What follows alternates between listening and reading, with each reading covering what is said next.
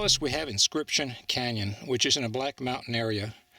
As I was walking along the edge, I decided to take a stroll here along the mesa. Many people come to this canyon and they take photographs of the petroglyphs, but they never explore the area outside the area where the petroglyphs are. I found something very interesting right there directly in front of us. So let's go there and take a look at what I found. One of the things that I was doing is I was looking down at the ground to see if I can identify any anomalies, so to speak.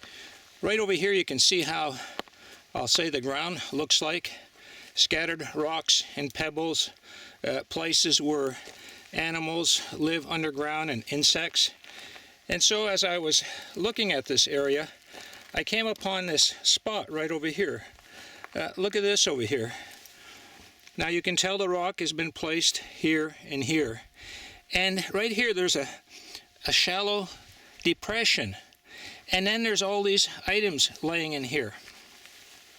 So I took a look at them and I saw this stone over here. This is truly fascinating. This type of stone, or I should say this style, I have found at almost every petroglyph site that I've visited. Look at it over here. It comes to a point. It comes to a point. I'm going to pick it up over here and show it to you. Right here. You can see the point. This is the bottom. But look at this over here. Look at the ridges right there. And then the ridges right over here. And right over here, the top piece has been knocked off. This is a tool. This is a tool made by ancient man. It's similar to a knife, or what I'll call a pecking tool. Let me show you what I mean. First of all, it lays in a palm of the hand right here. Look at this. The top here, a notch has been cut out for the thumb right here.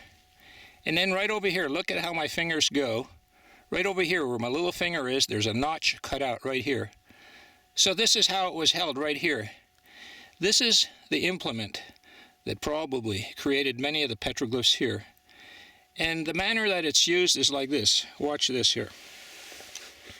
So you would take the stone that the petroglyph is going to be produced onto, okay? It'll be a softer stone. And you'll go like this. You keep going like that, and you'll start pecking away. And this point right here, this is the strike point, and you'll actually see a strike point on many petroglyphs. This is truly fascinating. Well, what I'm going to do is I'm going to look around this area right here and find a flat stone for us, and I'm going to demonstrate to you how this tool was used. So what we're doing is we're looking for a boulder that has a flat surface. For example, you can see over here this is pretty rough with a lot of ridges and holes in it. But we'll find a stone, and I'll be able to demonstrate to you how this tool was used. Okay, let's see. Well, it's the same old story. When you want something, you can't find it, and when you don't need it, it's all around you. So, anyways, let me find a nice stone with a nice patina on there so that you could see right away how this works.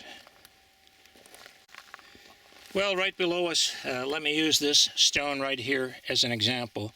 So it's a flat surface, nice patina. Okay, here's the, what I'll call it, the petroglyph tool. And let me show you how it worked.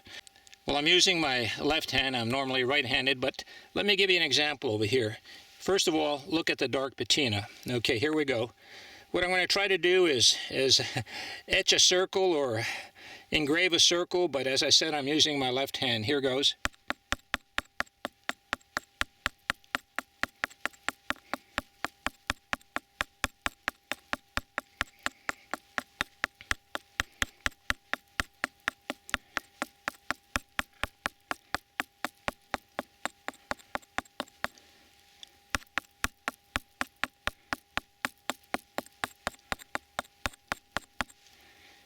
Okay, can you see the beginnings of the circle?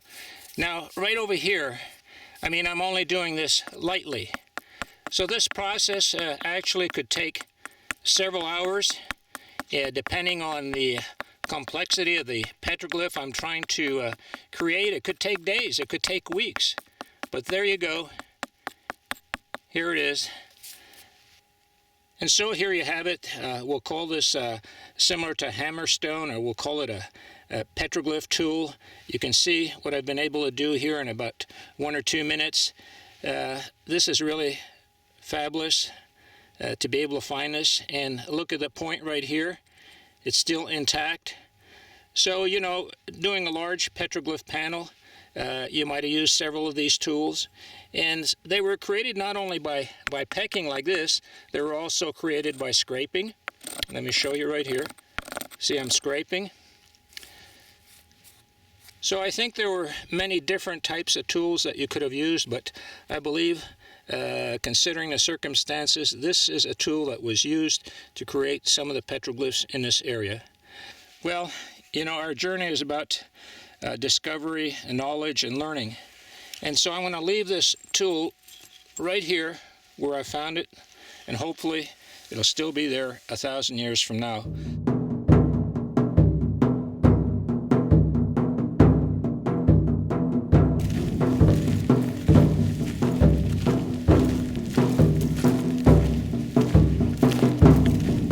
As I was walking along this boulder area, I came to look at this beautiful lichen, and I had to look several times before I realized that this lichen is actually covering up ancient petroglyphs.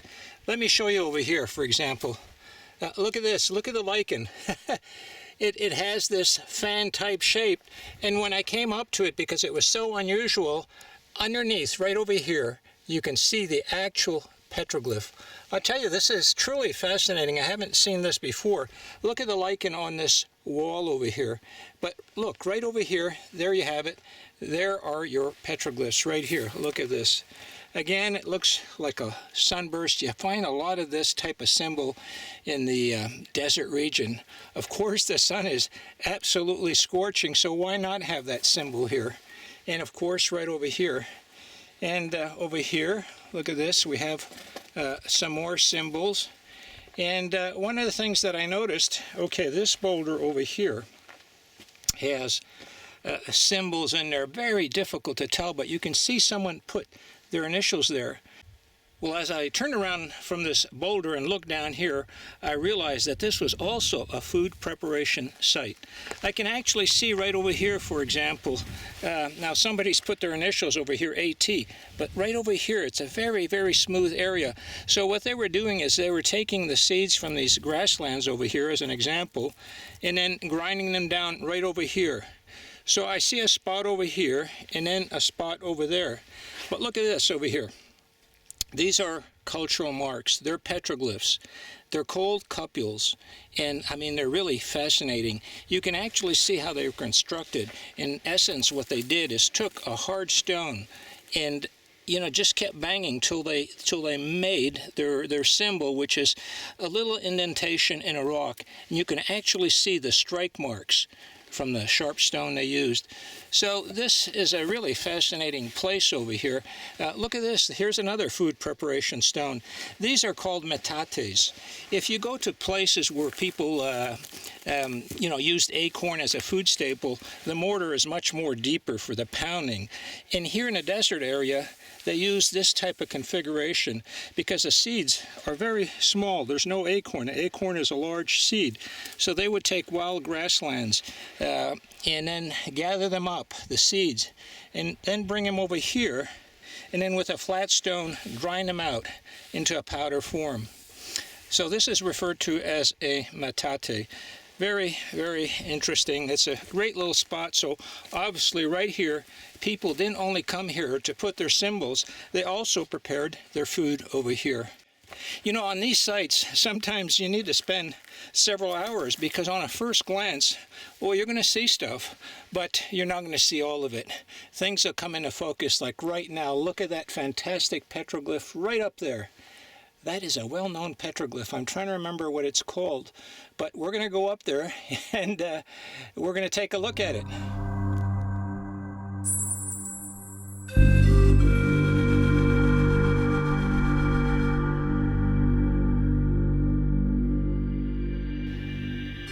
Well, Well, as I've been walking along these boulders looking for symbols from the ancient past, I came across this boulder that has some beautiful petroglyphs.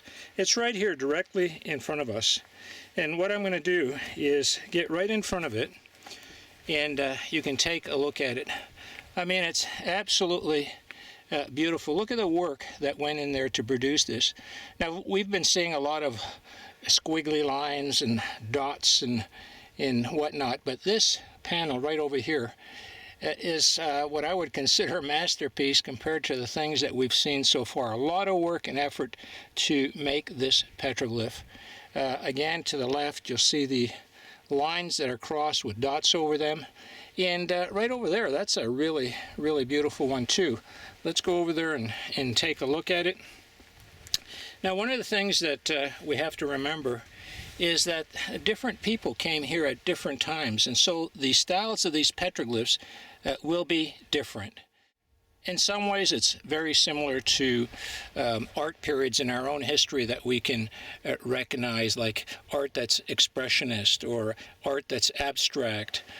So we can find this also in petroglyph, different styles from different cultures that remain with that culture. And so this is how sometimes you can identify the petroglyph or the culture that was in an area. Now here's another one. This is really fascinating. Look at this over here. Again, here's another symbol. Oh my goodness, look at this. This is the back view of that beautiful petroglyph. But then look at this. Is that a tail, or is that a head with horns? Because look at it right here. Look at this. It looks like 2 feet. What could have occurred over here is what we'll call superimposition. In other words, there were the original petroglyphs, and then that petroglyph was enhanced upon. For example, look at this over here. These are all circles, and they seem to terminate here, and it's hard to tell whether this petroglyph right here superimposed itself on the continuation of these circular patterns over here. So this is really, really fascinating when you take a look at a petroglyph and realize that maybe that same petroglyph is not the work of, let's call it, one artist, but the work of 5 or 6 over 500 or 600 different years. Truly fascinating.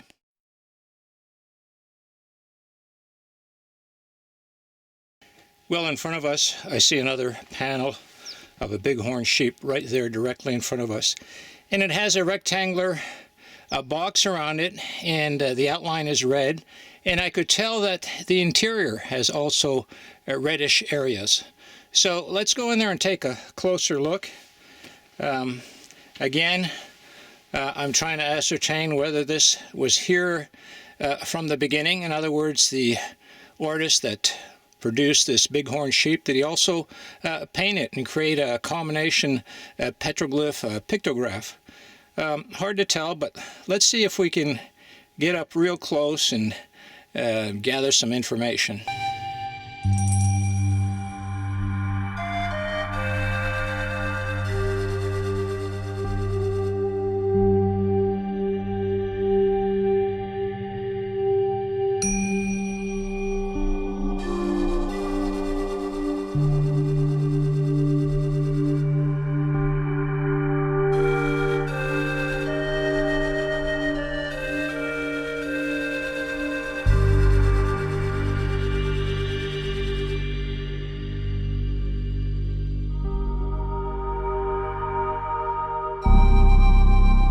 As I walked through this maze of rocks over here, trying to be careful not to fall down and trip, I turned around and looked down over here, and to my amazement, I found this beautiful concentric circle or spiral petroglyph. What's fascinating about this one over here, it's very deeply incised, more so than many of the others over here. So sometimes what happened, not only did they peck away the patina to create the image, they also did a little bit of scraping, combination of scraping, braiding, and pecking to create this three-dimensional circular pattern over here.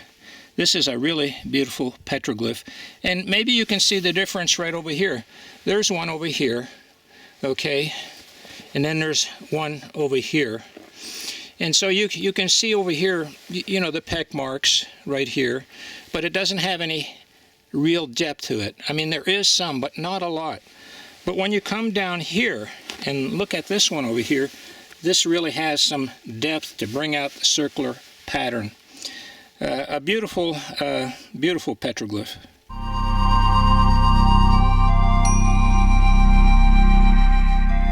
Well, as I was looking at this petroglyph panel, I came across this symbol right over here, directly in front of me, which is very special to me. I encountered this symbol very similar to this symbol in the state of Nayarit in Mexico, and it was described to me as a petroglyph of a shaman.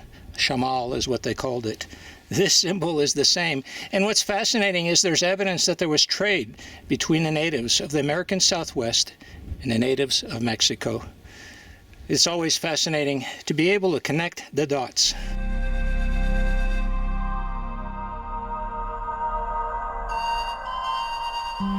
Well, we've just left the other rock, and Bill took a look over and made the comment, you know, if you find one, there's going to be others. And by golly, you know, 20 feet away, he found a really, really, really beautiful. Look at this. This here to me looks like a symbol of a man. There you have it. There's the head up top, the two arms, and the legs coming down. And once you know it, they have this omnipresent spiral right over here. There you have it, the spiral. But what's interesting is right above the man over here, right above the man, you have a symbol with the cardinal points. It's a cross, okay, with a square in it. Now we know, generally speaking, that this point right here is going west. We know this is going east. We know that's going north, and we know that's going south. From this vantage point, we can actually tell the cardinal points. So it's really exciting to find this little piece. There's another element on this rock. You can see where it's split over time, right over here down the middle.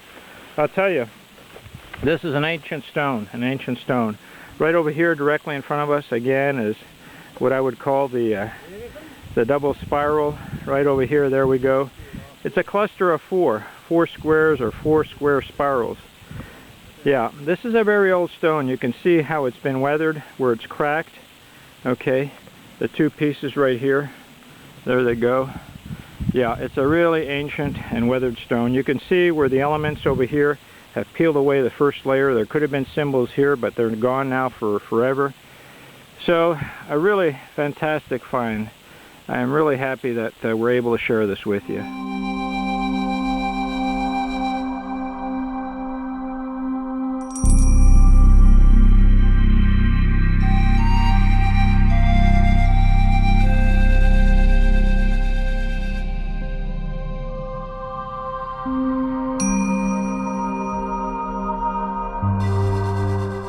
Just noticed something. This is truly fascinating.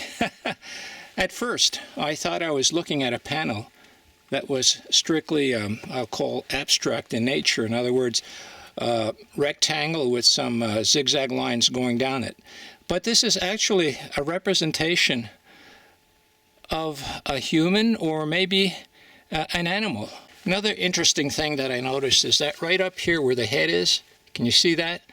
This here looks like the eyeball right there, and then right there. So they left that there to show eyes.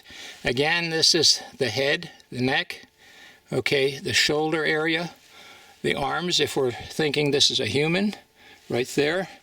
And look at the way the leg is. It comes here at some kind of an angle, okay? Some kind of an angle. There's the bottom of the torso and the feet right over here.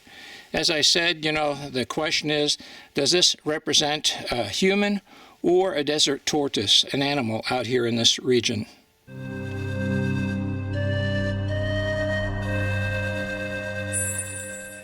As I was looking at this rock outcrop and some of the symbols that I can see, I found this petroglyph here somewhat fascinating.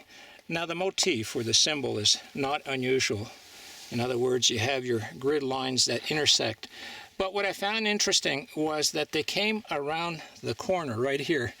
So the petroglyph continues right over here and then completes itself right over here. Very interesting. As I said, most of the times I see petroglyphs that are right here on a face. But to see it, to come around the corner over here is quite interesting. You don't see that too often, although you do encounter that type of what I'll call art.